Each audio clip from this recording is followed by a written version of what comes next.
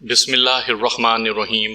سامعین کرام، آپ سن رہے ہیں عمران سیریز کا اردو ناول ہوٹ لائن، جس کے مصنف ہیں ارشاد الاثر جعفری، اور یہ اس سلسلے کی قسط نمبر 22 ہے۔ مجھے امید ہے آپ کو میری یہ کاوش بھی پسند آ رہی ہوگی۔ آپ نے اگر ابھی تک میرا چینل کہانی گھر سبسکرائب نہیں کیا تو ابھی میرے چینل کو سبسکرائب کر کے بیل نوٹیفیکیشن آن کر لیجئے، تاکہ آنے والی ہر نئی کہانی کی اطلاع بر وقت آپ تک پہنچ سکے۔ اگر تم شالمہ جنگل جانے کا ارادہ کر کے آئے ہو تو میرا مشورہ ہے کہ تم اپنا ارادہ ترک کر دو۔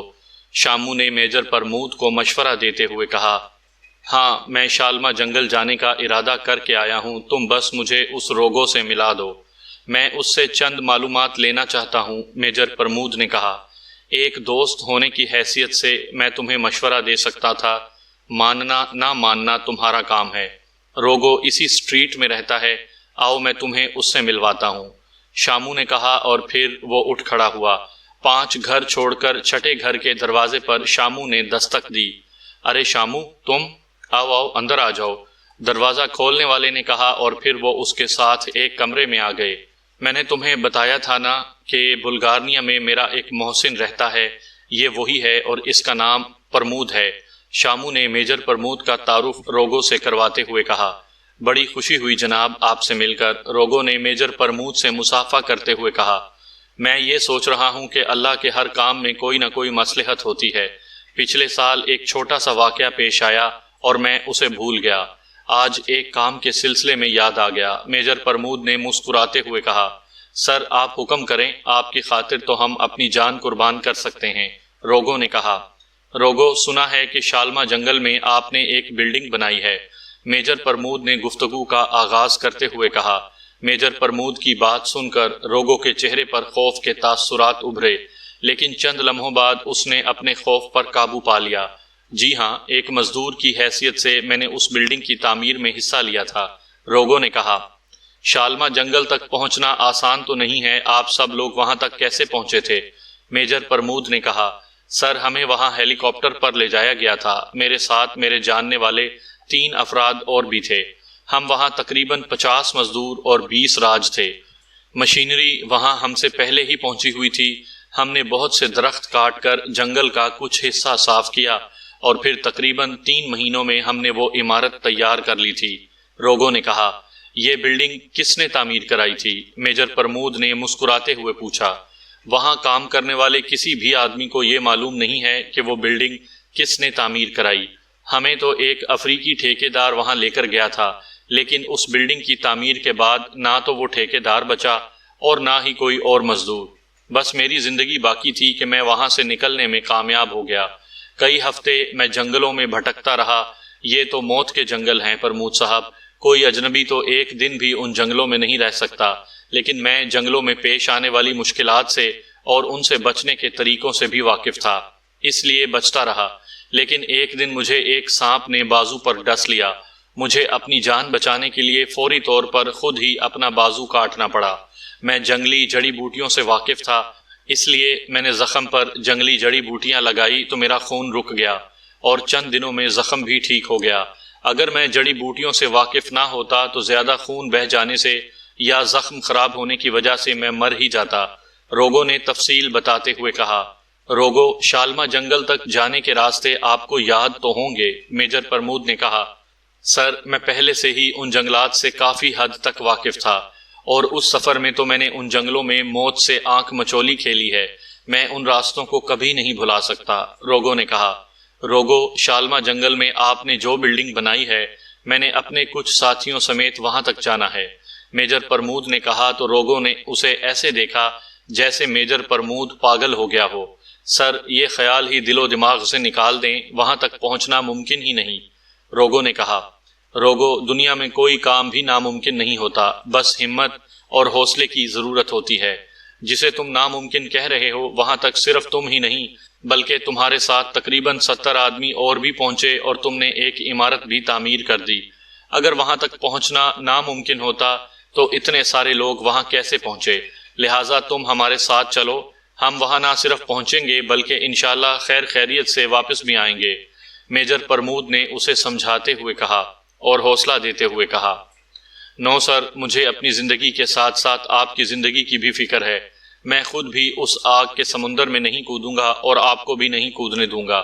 روگو نے فیصلہ کن لہجے میں کہا، روگو، تمہیں معلوم ہے کہ تم نے جو بلڈنگ تعمیر کی ہے اس سے کیا کام لیا جا رہا ہے؟ میجر پرمود نے کہا۔ چونکہ روگو ایک بات پر اڑ گیا تھا اور اس کا حتمی لہجہ بتا رہا تھا کہ وہ شالما جنگل جانے پر تیار نہیں ہوگا، تو میجر پرمود نے اسے دوسرے طریقے سے راضی کرنے کا سوچا۔ نہیں جناب، ہمیں نہیں معلوم کہ اس بلڈنگ میں کیا ہو رہا ہے، روگو نے کہا۔ روگو، تم جدید دنیا میں رہتے ہو، تم نے ریوالور، مشین پسٹل، مشین گنوں اور آگ لگا دینے والے بموں کے بارے میں تو سنا ہوگا، بلکہ انہیں دیکھا بھی ہوگا، میجر پرمود نے کہا۔ جی ہاں جناب، میں نے تقریباً ہر قسم کے ہتھیار دیکھے ہیں، روگو نے اس بات میں سر ہلاتے ہوئے کہا۔ روگو، وہ بلڈنگ دراصل فیکٹری ہے، اس میں ایسے بم تیار کیے جا رہے ہیں کہ ایک بم سے 100 کلومیٹر کے علاقے میں آگ بھی لگا دے گا، اور یہ بم اس لیے بنائے جا رہے ہیں کہ براعظم افریقہ اور براعظم ایشیا کو نیست و نابود کر دیا جائے۔ ان دونوں براعظموں کو مکمل طور پر جلا دیا جائے، اس لیے ہم اس فیکٹری کو تباہ کرنے کا ارادہ لے کر آئے ہیں، اور ہم اس ارادے سے باز نہیں رہ سکتے۔ تم ہمارا ساتھ دو یا نہ دو، ہم نے اس بلڈنگ تک ضرور جانا ہے اور اسے تباہ کرنا ہے، میجر پرمود نے نہایت ہی جذباتی لہجے میں کہا۔ پرمود، یہ بات تم نے مجھے پہلے کیوں نہیں بتائی؟ میں بھی ان جنگلات کے بارے میں بہت کچھ جانتا ہوں، عمل کرنے کے لیے دور دراز کے جنگلوں میں ہی جانا پڑتا ہے۔ تم فکر نہ کرو، میں تمہارے ساتھ چلتا ہوں، ہم کسی نہ کسی طرح شالما جنگل پہنچ ہی جائیں گے۔ شامو نے میجر پرمود کی بات سن کر جذباتی لہجے میں کہا، یہ حقیقت جان کر تو میں بھی پیچھے نہیں رہ سکتا۔ اوکے سر، میں آپ کے ساتھ ہوں، اب موت آتی ہے تو بے شک آتی رہے، روگو نے جذباتی ہوتے ہوئے کہا۔ مجھے یقین تھا کہ تم ہمارا ساتھ دو گے، میجر پرمود نے کہا۔ گو کہ اس کی بنائی ہوئی کہانی اتنی جاندار نہیں تھی، لیکن اس کے سامنے دو ایسے انسان بیٹھے ہوئے تھے جو بنیادی طور پر جنگلی تھے۔ زیادہ سوچ بچار کرنا اور کسی بات کی گہرائی میں جانا ان کی فطرت میں نہیں تھا، اس لیے انہوں نے فوراً ہی میجر پرمود کی بات پر یقین کر لیا تھا، اور اب وہ مرنے پر بھی تیار تھے۔ سر، اب دیر نہ کریں اور فوراً روانہ ہوں، روگو نے بے چین لہجے میں کہا۔ ہم فوراً ہی روانہ ہو رہے ہیں، لیکن پہلے ہمیں اس خطرناک سفر کی تیاری بھی تو کرنی ہے۔ پہلے ہم اس سامان کی لسٹ بنا لیتے ہیں جس کی ہمیں ضرورت پڑ سکتی ہے، اس کے بعد وہ سامان خریدتے ہیں اور روانہ ہو جاتے ہیں، میجر پرمود نے کہا تو روگو نے اسبات کے انداز میں سر ہلایا۔ پھر روگو نے سامان بتایا، میجر پرمود نے لسٹ بنائی اور اس کے بعد انہوں نے جا کر سارا سامان خریدا۔ شام ہونے میں ابھی 3 گھنٹے باقی تھے کہ یہ قافلہ لیرانی سے روانہ ہو گیا۔ جنگل میں سفر کرنے کے لیے انہوں نے مخصوص جیپ خریدی تھی۔ وائٹ شارک ڈرائیونگ سیٹ پر تھا، جبکہ روگو اس کے ساتھ فرنٹ سیٹ پر بیٹھا ہوا تھا۔ باقی افراد اور سامان جیپ کے پچھلے حصے میں تھا۔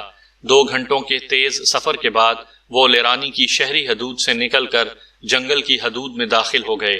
مزید 2 گھنٹے گزرنے کے بعد سفر جاری رکھنا مشکل ہو گیا تو انہوں نے جیپ روک لی اور خیمے لگا دیے۔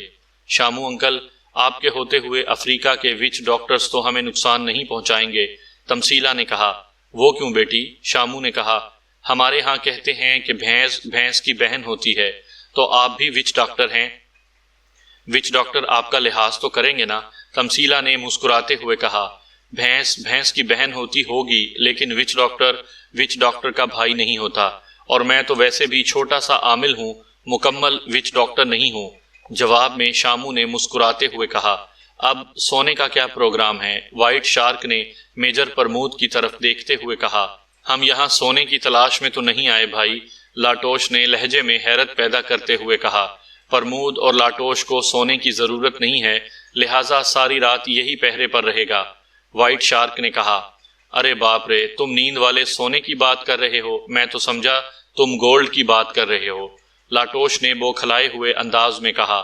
ہم 8 افراد ہیں، اگر ہم 2 کے 4 گروپ بنا لیں اور ہر گروپ 3 گھنٹے کی ڈیوٹی دے تو روزانہ 2 گروپس کی باری ہوگی، یوں کسی کی نیند بھی ڈسٹرب نہیں ہوگی اور ہم سب اطمینان سے سو بھی سکیں گے، میجر پرمود نے کہا۔ نکاح سے پہلے تو میں تمثیلہ بھابھی کے ساتھ تمہیں اکیلا نہیں چھوڑوں گا، لاٹوش نے کہا۔ اوکے، تمثیلہ کے ساتھ تم گروپ بنا لو، میجر پرمود نے کندھے اچکاتے ہوئے کہا۔ ارے باپ رے، یہ بھی نہیں ہو سکتا۔ اوکے بھائی، تمثیلہ بھابھی کا گروپ تمہارے ساتھ ہی ٹھیک ہے، لاٹوش نے تیز لہجے میں کہا کہ میجر پرمود مسکرانے لگا۔ اس رات پہلی ڈیوٹی میجر پرمود اور تمثیلہ نے ہی دی۔ صبح ناشتے کے بعد ان کا سفر دوبارہ شروع ہو گیا۔ کچھ سفر کے بعد انہوں نے جیپ چھوڑ دی کیونکہ جیپ میں سفر دشوار ہو گیا تھا۔ دوران سفر ان کے ساتھ چھوٹے چھوٹے کئی واقعات پیش آئے۔ ایک بار 18-20 جنگلیوں نے انہیں گھیر بھی لیا، لیکن شامو نے اپنی شعبدہ بازی دکھائی تو وہ سب خوف زدہ ہو گئے۔ شامو نے انہیں بھگا دیا۔ تیسرے دن ابھی شام ہونے میں کچھ وقت باقی تھا کہ ان کے سامنے چھوٹی چھوٹی پہاڑیاں آ گئیں۔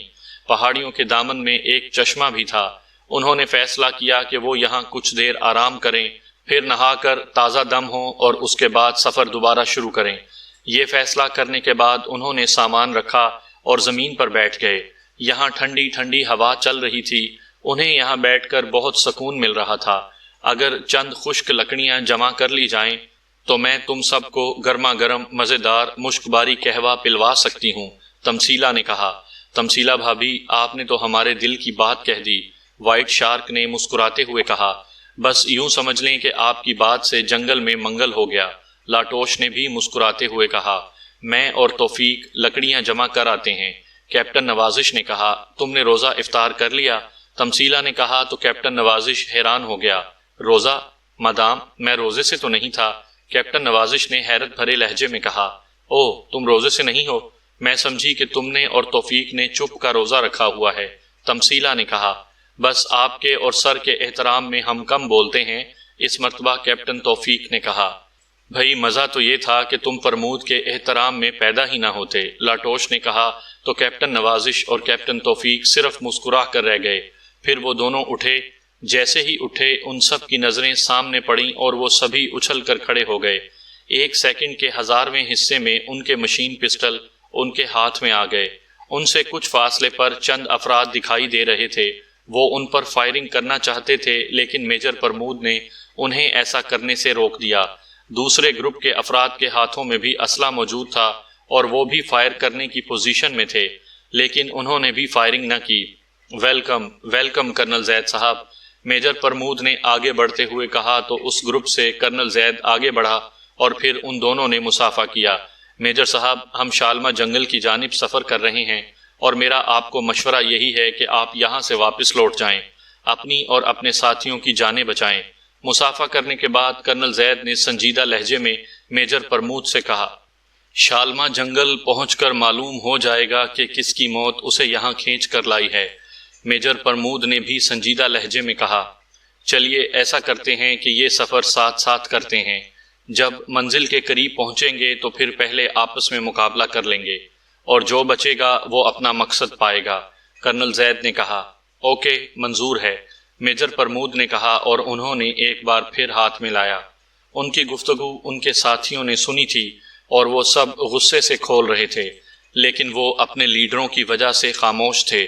دونوں پارٹیوں نے دوبارہ سفر شروع کر دیا، ایک ایسا سفر کہ جس میں موت یقینی تھی۔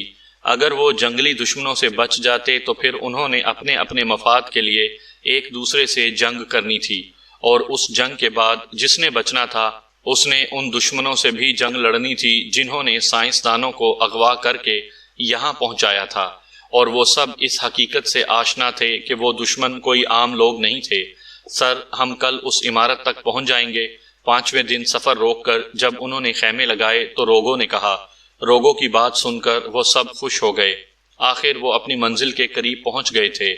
رات پہرا دینے کی باری میجر پرمود کی ٹیم میں سے شامو اور لاٹوش کی تھی، جبکہ کرنل زید کی ٹیم میں ڈابگر اور ایگل 2 ڈیوٹی پر تھے۔ 3 خیمے لگائے گئے تھے، ایک خیمے میں مائرہ اور تمثیلہ تھیں، جبکہ باقی 2 میں مرد حضرات تھے۔ انہیں سوئے ہوئے ابھی 1 گھنٹہ ہی ہوا تھا کہ پہرا دینے والوں کو ایک طرف سے روشنی کا سیلاب آتا ہوا دکھائی دیا۔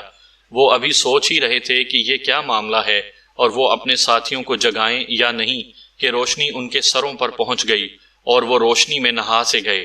اس کے ساتھ ہی انہیں ایسا محسوس ہوا کہ جیسے وہ ساکت ہو کر رہ گئے ہوں۔ انہوں نے ایک دوسرے کو آواز دینی چاہی لیکن ان کے تو گویا ہونٹ سل گئے تھے۔ پھر آہستہ آہستہ ان کی آنکھوں میں اندھیرا چھانے لگا۔ چند لمحوں بعد نہ صرف ان کی آنکھیں مکمل طور پر بند ہو چکی تھی بلکہ ان کے دماغ بھی اندھیرے میں ڈوب گئے تھے۔ جوزف، کیا ہوا؟ جولیا نے جیپ کو زوردار جھٹکے سے رکتے دیکھ کر جوزف سے پوچھا، جو ڈرائیونگ سیٹ پر بیٹھا تھا۔ جوزف کے ساتھ فرنٹ سیٹ پر عمران بیٹھا ہوا تھا، جبکہ باقی تمام ساتھی پچھلی سیٹوں پر تھے۔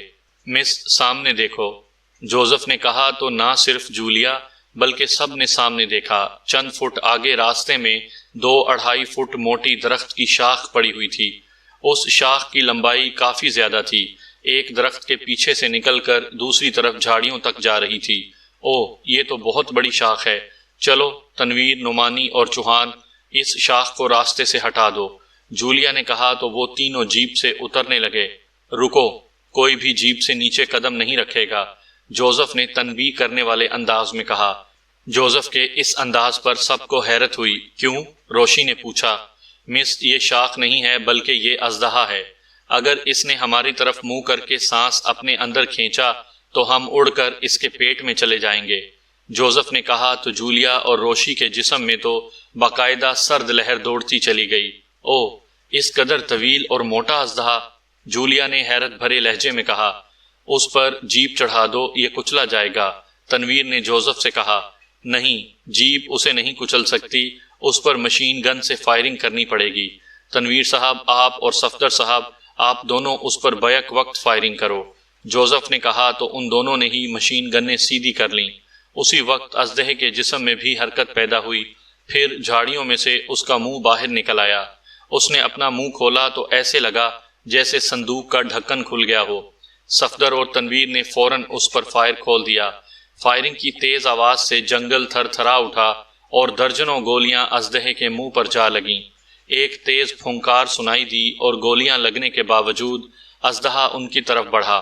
صفدر اور تنویر نے دوبارہ اس پر فائرنگ شروع کر دی۔ اس کے منہ کے ساتھ ساتھ اس کے جسم پر بھی گولیاں لگیں اور اژدہا تڑپنے لگا۔ تقریباً وہ 4-5 منٹوں تک تڑپتا رہا اور پھر ساکت ہو گیا۔ باس، اب یہ مردہ ہو گیا ہے، میں اسے راستے سے ہٹاتا ہوں، جوزف نے عمران سے کہا۔ اس کے بعد جوزف جیپ سے نیچے اترا اور اس نے اژدہے کو دم سے پکڑا اور کھینچ کر راستے سے ہٹا دیا اور واپس جیپ کے قریب آ گیا۔ جوانا، میرے ہاتھ پر پانی بھی ڈالو اور مجھے صابن بھی دو، جوزف نے کہا تو جوانا نے اس کے ہاتھ دھلائے تو جوزف دوبارہ ڈرائیونگ سیٹ پر بیٹھ گیا اور اس نے جیپ آگے بڑھائی۔ جیپ نہایت ہی سست رفتاری سے آگے بڑھی۔ جب وہ اژدہا کے قریب سے گزری تو انہوں نے ایک اور خوفناک اور حیرت ناک منظر دیکھا۔ زمین کے ایک چھوٹے سے سوراخ میں سے بڑی بڑی چونٹیاں نکل کر اژدہے کی لاش پر چڑھ رہی تھیں۔ مس، یہ چونٹیاں اب خوب دعوت اڑائیں گی، 1-1.5 گھنٹے میں یہ اژدہا ختم ہو جائے گا، جوزف نے جولیا کی طرف دیکھتے ہوئے کہا۔ یہ منظر شاید میں اپنی ساری زندگی نہ بھول سکوں گی، جولیا نے کہا۔ اسی لمحے انہیں بھوں بھوں کی آواز سنائی دی تو انہوں نے چونک کر اوپر دیکھا۔ کالے رنگ کی بھیڑیں بڑی تعداد میں اڑتی ہوئی جا رہی تھیں۔ یہ بھیڑیں اسی دعوت میں شریک ہونے کے لیے جا رہی ہیں، حالانکہ انہیں چونٹیوں نے دعوت بھی نہیں دی، جوزف نے مسکراتے ہوئے کہا۔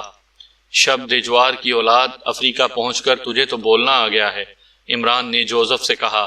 باس، یہ شاید یہاں کی آب و ہوا کا اثر ہے، جوزف نے دانت کی نمائش کرتے ہوئے کہا۔ خیال رکھنا یہاں کی آب و ہوا تیرے اندر کا سویا ہوا وحشی انسان نہ جگا دے، اگر وہ وحشی انسان جاگ گیا تو پھر ہم سب تیری خوراک بن جائیں گے، عمران نے کہا۔ ہو باس، تم بہت مخول کرتے ہو، تم جانتے ہو کہ میں آدم خور تو کسی بھی زمانے میں نہیں رہا، جوزف نے زور زور سے ہنستے ہوئے کہا۔ تیرا مطلب ہے کہ میں مسخرہ ہوں، جوکر ہوں، عمران نے اسے آنکھیں دکھاتے ہوئے کہا۔ نو باس، میں تو کبھی خواب میں بھی ایسا سوچ نہیں سکتا، جوزف نے گھبرائے ہوئے لہجے میں کہا۔ جوزف، ان بھیڑوں کو کیسے پتا چلا کہ اس طرف کوئی اژدہا مر گیا ہے؟ عمران جوزف کی بات کے جواب میں کچھ کہنا ہی چاہتا تھا کہ جولیا جوزف سے مخاطب ہوئی۔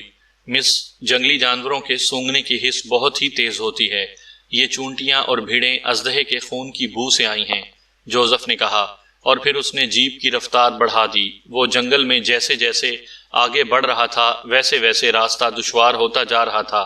آخر ایک جگہ جوزف نے جیپ روک دی۔ باس، تم دیکھ رہے ہو کہ جیپ پر مزید سفر کرنا اب بہت مشکل ہو گیا ہے، جوزف نے کہا۔ اوکے، ہم جیپ چھوڑ دیتے ہیں اور آگے پیدل چلتے ہیں، عمران نے کہا۔ پھر وہ سب جیپ سے نیچے اترے انہوں نے سامان کے بیگ اٹھائے اور پیدل چلنے لگے۔ انہیں جنگل میں سفر کرتے ہوئے کئی دن ہو گئے تھے۔ جوزف، تم نے شالما جنگل دیکھا ہوا تو ہے نا؟ عمران نے پوچھا۔ باس، یہ افریقہ کا سب سے خطرناک جنگل ہے، اور prince of Africa Joseph the great شروع سے ہی خطرناک چیزوں کا شیدائی رہا ہے۔ خطرات جوزف کو اس طرح اپنی طرف کھینچتے ہیں جیسے مقناطیس لوہے کو۔ میں اپنی جنگلی زندگی میں کئی بار شالما جنگل گیا ہوں، جوزف نے کہا۔ جوزف، تمہیں افریقہ چھوڑے تو بہت عرصہ ہو گیا ہے۔ اس دوران یہاں سے بہت سی تبدیلیاں ہو گئی ہوں گی، اور ان تبدیلیوں کی وجہ سے تم راستہ بھٹک بھی تو سکتے ہو، نعمانی نے کہا تو جوزف کے چہرے پر ایسی مسکراہٹ آ گئی جیسے کسی معصوم بچے کی کوئی معصوم سی بات سن کر استاد کے چہرے پر آ جاتی ہے۔ مسٹر نعمانی، یہ شہر نہیں ہے کہ ایک جگہ حویلی ہوگی تو چند مہینے بعد وہاں سے حویلی کا نام و نشان مٹ جائے گا اور پلازا تعمیر ہو جائے گا۔ یہ افریقہ کے جنگلات ہیں، یہ سینکڑوں سال پہلے بھی ایسے تھے اور سینکڑوں سالوں بعد بھی ایسے ہی رہیں گے، اور اگر جوزف کوئی بات بھول بھی جائے تو جنگل کی آب و ہوا جوزف کو وہ بات یاد دلا دیتی ہے۔ آخر Joseph the great prince of Africa ہے، جوزف نے فخریہ لہجے میں کہا۔ ایک عمران ہے جو ہر وقت پرچار کرتا رہتا ہے علی عمران MSc DSc آکسن کا، اور دوسرا یہ جوزف ہے جو ہر وقت پرنس آف افریقہ ہوں کا اعلان کرتا رہتا ہے، تنویر نے منہ بناتے ہوئے کہا۔ اچھا، اب ہم گفتگو کا موضوع تبدیل کرتے ہیں، صفدر نے کہا تو سب نے اس کی طرف سوالیہ انداز میں دیکھا۔ عمران صاحب، ابھی تک ہمیں معلوم نہیں ہوا کہ سائنسدانوں کو اغوا کس نے کیا ہے۔ کیا یہ مجرم اتنے با وسائل اور سائنس میں ترقی یافتہ ہیں کہ وہ اسرائیل کی اس لیبارٹری کو تباہ کرنے میں کامیاب ہو گئے جس کی سیکیورٹی سے کرنل فریدی اور آپ مطمئن تھے کہ اس لیبارٹری کے خلاف کوئی کارروائی نہیں ہو سکتی، اور آپ کے مطمئن ہونے پر ہی حکومت نے ڈاکٹر شاہد حقانی صاحب کو اسرائیل بھیجا تھا، صفدر نے کہا۔ جی ہاں عمران صاحب، آپ تو خود سائنسدان ہیں اور آپ سلور لیبارٹری کے سیکیورٹی سسٹم سے بہت مطمئن تھے، چوہان نے بھی صفدر کی تائید کرتے ہوئے کہا۔ اس میں کوئی شک نہیں کہ سلور لیبارٹری کا سیکیورٹی سسٹم ایسا تھا کہ اس کے خلاف کوئی کارروائی نہیں ہو سکتی تھی، لیکن اس سسٹم میں ایک خامی بھی تھی، عمران نے کہا تو سب نے چونک کر اس کی طرف دیکھا۔ عمران، کیا تمہیں وہ خامی پہلے نظر نہیں آئی تھی؟ روشی نے حیرت بھرے لہجے میں کہا۔ میں اس خامی سے شروع سے ہی آگاہ تھا، عمران نے سنجیدہ لہجے میں کہا۔ او، پھر بھی تم نے اس کی طرف سے اطمینان کا اظہار کیا اور اسی لیبارٹری میں پوری دنیا میں اتھارٹی سمجھے جانے والے سائنسدانوں کو بھجوا دیا، جولیا نے غصیلے لہجے میں کہا۔ عمران صاحب، اس سیکیورٹی سسٹم میں کیا خامی تھی؟ صفدر نے عمران کو غور سے دیکھتے ہوئے کہا۔ اس سے بڑھ کر کیا خامی ہو سکتی ہے کہ اسے انسانوں نے بنایا تھا۔ اگر چند انسانوں نے اپنی ذہانت کا مظاہرہ کرتے ہوئے کوئی پلان بنا لیا تھا تو چند دیگر انسانوں نے اپنی ذہانت استعمال کرتے ہوئے اس پلان کو ناکام بھی بنا دیا، عمران نے کہا تو ان سب کے چہروں پر موجود غصے کے تاثرات ختم ہو گئے۔ سیدھی سیدھی بات تم اس طرح گھما کر کرتے ہو کہ دوسرے انسان کا دماغ ہی خراب ہو جاتا ہے، جولیا نے کہا تو عمران کے چہرے پر مسکراہٹ آ گئی۔ عمران صاحب، آپ کے رابطے تو دنیا بھر میں ہیں، کیا آپ نے معلومات حاصل کرنے کی کوشش نہیں کی کہ ایسی کون سی مجرم تنظیم ہے جو سائنس میں اتنی ایڈوانس ہو کہ کئی ملکوں کے بنائے ہوئے سائنس سیکیورٹی پلان کو ناکام بنا دے؟ نعمانی نے کہا۔ میں نے تمام مجرم تنظیموں کی فائل دیکھی ہیں اور معلومات فروخت کرنے والے بین الاقوامی اداروں سے بھی رابطہ قائم کیا ہے، لیکن ایسے لیول کی کوئی بھی مجرم تنظیم میری نظروں میں نہیں آ سکی، عمران نے کہا۔ یہ ہاٹ لائن اور بلیک چیف ہیں کیا؟ تنویر نے کہا۔ وہ تمہارے سامنے کی بات ہے، ہاٹ لائن ایک ڈمی تنظیم ہے، اس کا بلیک چیف بھی اپنے باس سے واقف نہیں تھا، عمران نے کہا۔ عمران صاحب، جن لوگوں نے یا جس فرد نے ہاٹ لائن جیسی ڈمی تنظیم بنائی ہوئی ہے وہ خود کیسے ہوں گے؟ صفدر نے حیرت بھرے لہجے میں کہا۔ تمہاری حیرت کو میں اس لیے بجا کہہ رہا ہوں کہ اس بات پر میں خود بھی حیران ہوں اور سوچتا رہتا ہوں، لیکن ابھی تک کسی نتیجے پر نہیں پہنچا، عمران نے مسکراتے ہوئے کہا۔ اس لیے اب تم اداس الو کی طرح خاموش رہنے لگے ہو، جولیا نے مسکراتے ہوئے کہا۔ انسان الو اس وقت بنتا ہے جب اس کی محبوبہ کے ساتھ اس کا بھائی بھی ہو، عمران نے طویل سانس لیتے ہوئے کہا۔ شٹ اپ، تم تو ہر وقت بکواس ہی کرتے رہتے ہو، تنویر نے غصیلے لہجے میں کہا، اور بھائی بھی ایسا جو غصے کا بہت تیز ہو، عمران نے معصوم سے لہجے میں کہا تو جنگل کی فضا کہکہوں سے تھرا اٹھی۔ جولیا بھی عمران کی بات سن کر مسکرانے لگی تھی، جبکہ تنویر جھیپ سا گیا۔ باس ہوشیار، میں کچھ انسانوں کے قدموں کی آوازیں سن رہا ہوں، جوزف نے کہا تو وہ سبھی خاموش ہو گئے۔ وہ 2-3 قدم چلے تھے کہ انہیں باسی گوشت کی بو محسوس ہوئی۔ انہوں نے اپنا سانس روکنے کی کوشش کی، لیکن ان کے سر چکرائے اور وہ سب لہراتے ہوئے زمین پر گرتے چلے گئے۔ وہ سبھی بے ہوش ہو چکے تھے۔ پھر سب سے پہلے عمران کو ہوش آیا۔ اس نے ارد گرد کا جائزہ لیا۔ وہ سب درختوں سے بندھے ہوئے تھے۔ پہلے انہیں رسیوں سے باندھا گیا تھا اور پھر زنجیروں سے جکڑ دیا گیا تھا۔ جوزف اور جوانا کی تو گردن میں بھی موٹی سی زنجیر ڈالی گئی تھی، اور یہ اتنی سخت بندھی ہوئی تھی کہ محسوس ہو رہا تھا جیسے زنجیر ان کی گردن میں کھب گئی ہو۔ ان دونوں کا باقی جسم ڈبل زنجیروں سے بندھا ہوا تھا۔ عمران تو مخصوص ورزشوں کی وجہ سے خود بخود ہوش میں آ گیا تھا، جبکہ باقی تمام افراد ابھی تک بے ہوش تھے۔ اپنے ساتھیوں کا جائزہ لینے کے بعد عمران نے سامنے دیکھا۔ سامنے ایک بڑا میدان تھا۔ میدان کے ایک حصے میں بانس کا ایک چبوترا بنا ہوا تھا، اور اس چبوترے پر بانس سے بنی ہوئی ایک کرسی اور ایک تخت بھی رکھا ہوا تھا۔ کچھ فاصلے پر بہت سی جھونپڑیاں دکھائی دے رہی تھی۔ ایک جھونپڑی کچھ الگ تھلگ تھی، اور اس جھونپڑی پر ایک جھنڈا لہرا رہا تھا۔ جھونپڑیوں سے باہر کچھ جنگلی کھڑے ہوئے تھے۔ ان سب کی تیز نظریں عمران اور اس کے ساتھیوں پر جمی ہوئی تھیں۔ ان کے ہاتھوں میں نیزے، تلواریں اور تیر کمان تھے۔ عمران ابھی ان کا جائزہ لے ہی رہا تھا کہ بڑی جھونپڑی میں سے چند جنگلی باہر نکلے۔ ان میں سے ایک جنگلی طویل قامت تھا، اور اس کے سر پر مور کے پروں سے بنا ہوا تاج تھا۔ اس کی وضع قطع اور اکڑی ہوئی گردن بتا رہی تھی کہ وہ اس قبیلے کا سردار ہے۔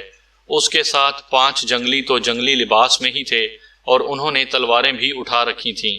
البتہ ایک جنگلی جدید دنیا کے لباس میں تھا۔ عمران اسے غور سے دیکھنے لگا۔